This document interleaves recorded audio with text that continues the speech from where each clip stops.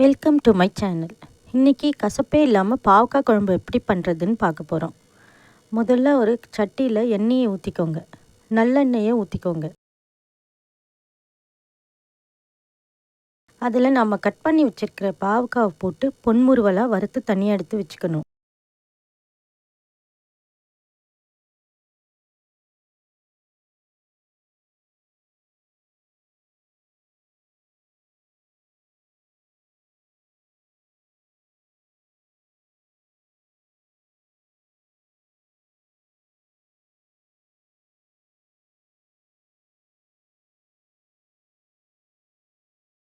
இப்படி எல்லாத்தையும் எடுத்து தனியாக வச்சிட்ட பிறகு அதே எண்ணெயில் தாளிப்பு வடகத்தை முதல்ல போடணும்.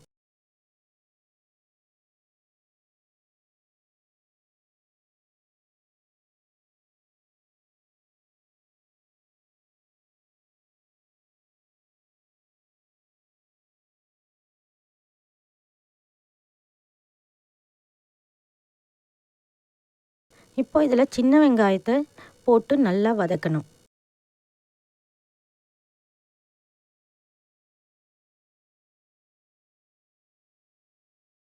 சின்ன வெங்காயம் ஓரளவு வதங்கினோன்னு அதில் நம்ம ஏற்கனவே வறுத்து வச்சுருக்கிற பாவக்காவையும் சேர்த்துக்கணும்.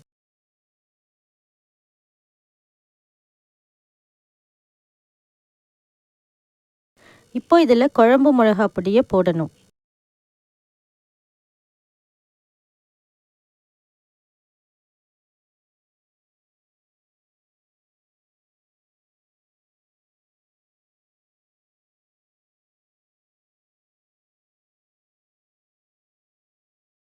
இதுக்கு நம்ம வேறு மிளகா பொடியெலாம் போட வேண்டிய அவசியம் இல்லை. இப்போது வெல்லம் ஒரு துண்டு போடுங்க. போட்டுட்டு கொஞ்சம் தண்ணியை ஊற்றி கொதிக்க விடுங்க.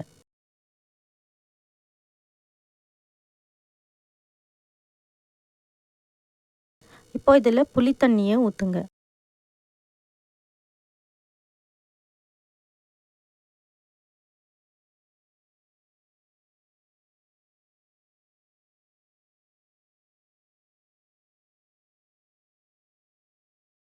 தேவையான அளவு உப்பு போடுங்க.